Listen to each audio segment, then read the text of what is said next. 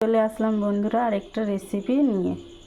এই যে ভিন্ডিগুলো কেটেছি, এই যে সামনে থেকে ফাটিয়ে নিয়েছি, এটাকে কেটে এই যে এদিকে মশলা আছে। এবার মশলাটাকে ভেজে নেব, তারপরে ভিন্ডিতে দিয়ে বানাবো। এই যে লবণ, হলুদ, এটা দিয়ে ভালো করে ভিন্ডিটাকে মেখে নেব। ভিন্ডিটা লবণ হলুদ দিয়ে মাখা হয়ে গেছে। এদিকে কড়াই গরম হয়ে গেছে, দিয়ে দেবো সরষের তেল। তেল গরম হয়ে গেছে, কাটা পেঁয়াজ ভালো করে ভেজে নেব। ভালো করে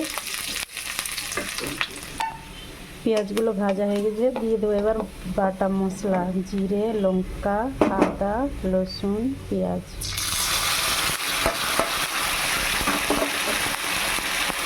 হলুদ, লবণ।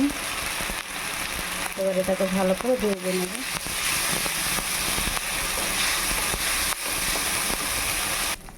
মশলাগুলো ভাজা হয়ে গেছে, এবার ওই ভিন্ডিগুলোতে মশলাগুলো ভরে দেব।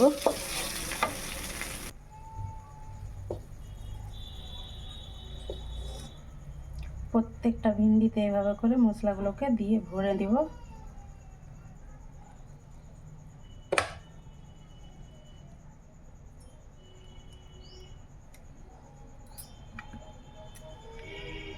এই ভাজা মশলাগুলো সব ভিন্ডিতে ভিতরে ভরে দিয়েছি।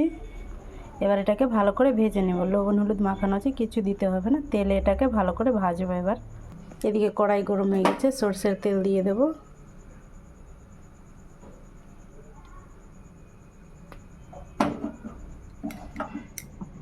তেলটা গরম হয়ে গেছে, এবার ভিন্ডিগুলোকে দিয়ে দেব। এবারে ঢাকা দিয়ে দেবো, হালকা হালকা সিদ্ধ হয়ে যাবে হালকা আছে। এক সাইডটা হয়ে গেছে, এবার ভালো করে উল্টিয়ে দেবো এগুলোকে।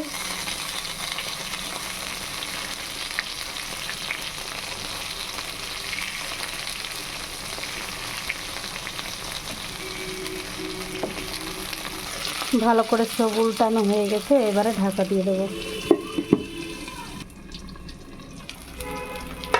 হয়ে গেছে বন্ধুরা, এটাকে এবার ভালো করে নামিয়ে নেব। ভাজা হয়ে গেছে।